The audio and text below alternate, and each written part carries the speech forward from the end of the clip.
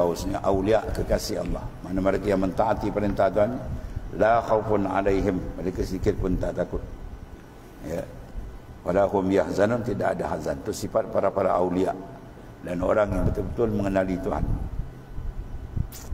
Sebaliknya, kalau kita masuk lain ini, belum sampai marifat mereka taraf tu, mereka sentiasa diseliputi oleh ketakutan, kebimbangan, ya, kecemasan dalam hidup.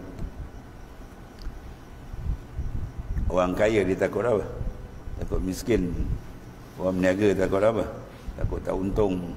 Orang dah untung, takut tak dapat untung banyak. Semua takut, ya, semua dah takut.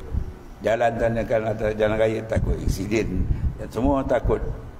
Allah Ta'ala letakkan dalam kalbi mereka yang degil tak nak menghadap Tuhan ni perasaan takut, perasaan tidak tenteram, ada bimbang. Ada pun aulia tak ada apa begini, sebab mereka sudah berlazat, bernikmat dengan Tuhannya, ya.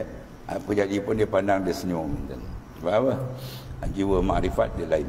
Itu pentingnya jalan makrifat tadi. Wala hum yahzanun, dia tak ada hazan, duka cita tak ada. Allah, dia satu benda pun tak ada, dia boleh tenang. Dan yang ni pula dah ada benda, semua benda ada kat dia, tak tenang juga. Sebab apa? Itu satu apa?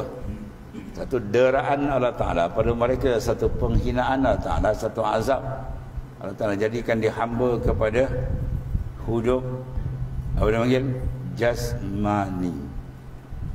Faman lam yadkhul fi hazihi al-hayatur ruhaniyah qad azzabakumullahu bi hayatil jismaniyah. Siapa yang tidak mau masuk dalam penghidupan rohani, kehidupan bersama Tuhan, maka Tuhan azab dia.